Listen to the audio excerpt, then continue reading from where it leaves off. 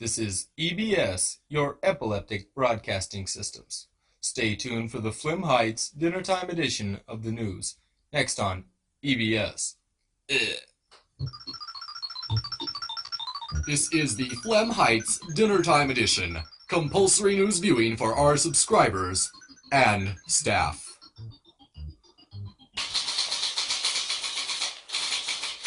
Good evening, this is Harold Beeswald, and this is Chester Flats, bringing you the latest in what's happening, where it's at, and with whom.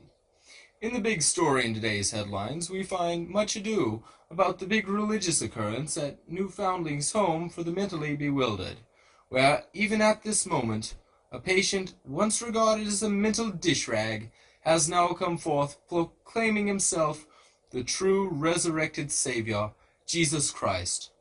For the big story, we take you to the Newfoundling's home and Olivia Pitts. Thanks, Chester. I have with me here today the man who claims to be the only begotten son of a virgin, and that great guy up there, God.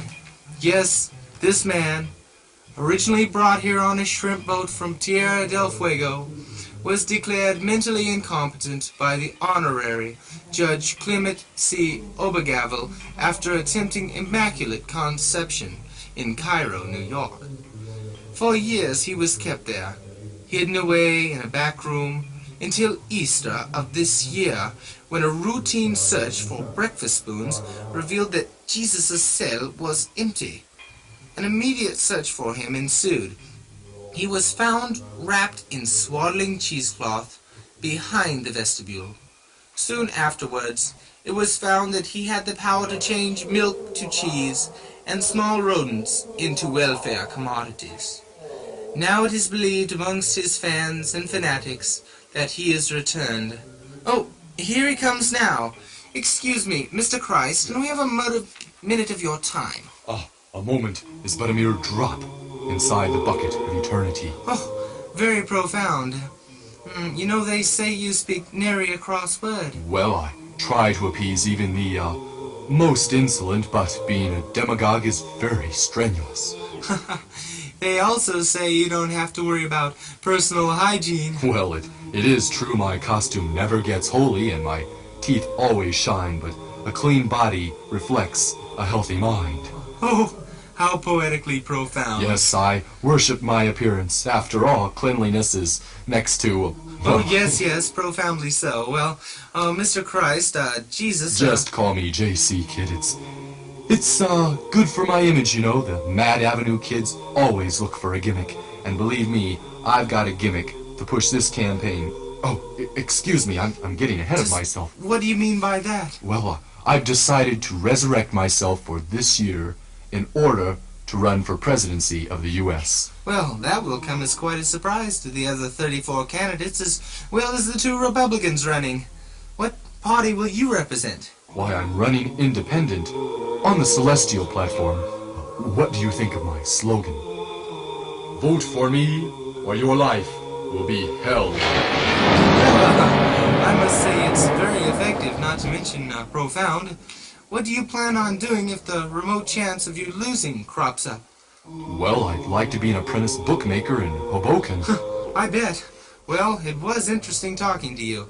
Not to forget profound, and I'm sure you're a very busy person and have things to do. And yes, I've got to get out on the campaign trail and do the usual. Baptize babies, bless candles, you know. Yes, thanks for your time, and see you again. Bye-bye. Well, as we all know, the man who claims to be Jesus has now thrown his halo into the presidential ring.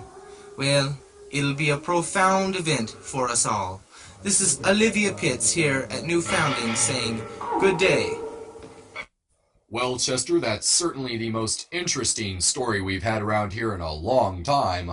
And yes, and what about that ghost sighting over at Murphy's Hole? Well, it appears that Mrs. Victoria Crouch was soaking her knuckles when strange sounds and smells started to come up from the area of the sinkholes. Well, upon investigating, she told of seeing a massive amount of rocks and water down at the bottom of Murphy's Hole. She then told reporters that Floating around the brink of the sink were two outer spacemen with their silver suits seemingly floating across their minuscule bodies. She fainted dead away, and Norris Sheepshank, an unobtrusive goat herder, found her.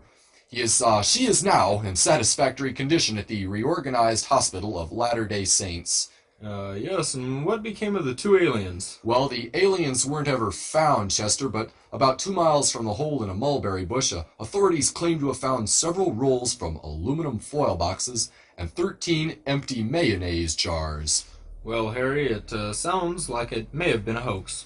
Or the aliens were trying out Granny Bigelow's recipe for mulberry casserole from Sunday's paper. Yes, Marge was thinking about whipping up a batch of it for supper tonight when I get home. You know, the clones are coming over for some bumper pool, and, well... Yes, I'm sure. Now, all you folks out there, watch this. You know, everybody has to go sometimes, but does it always have to be like this? Yes, friends, this man is suffering from the 23rd leading cause of death, constipation. But here at Murd Industries, we've discovered the whole truth. There is little hope for man, woman, or child who suffers from terminal constipation. However, this dread harbinger of doom can be stopped or loosened if you recognize these 3 warning signs. 1. Death among houseplants. 2. Light bulb efficiency in-house decreases by 33%. 3. Constantly acting snobbish or stuck up. But now there's new hope for the sufferer, with cheap monthly applications of new, improved, better than ever Movit's Plastocast medicated gel with free neuter nozzle. Buy now before it's too late.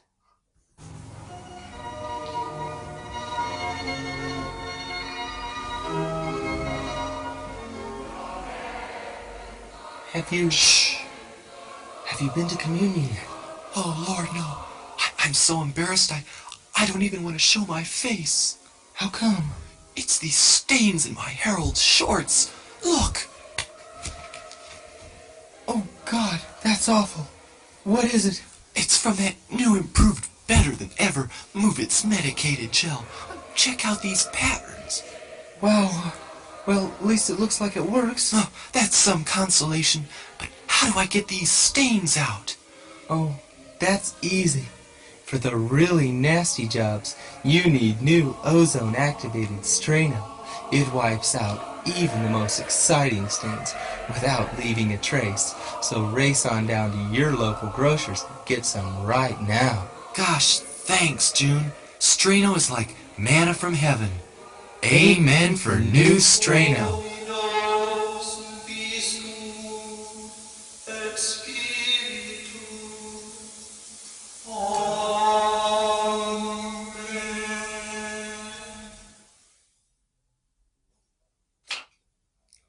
I didn't know your wife acted... well, we're back with the dinner edition, and here's a cute little story.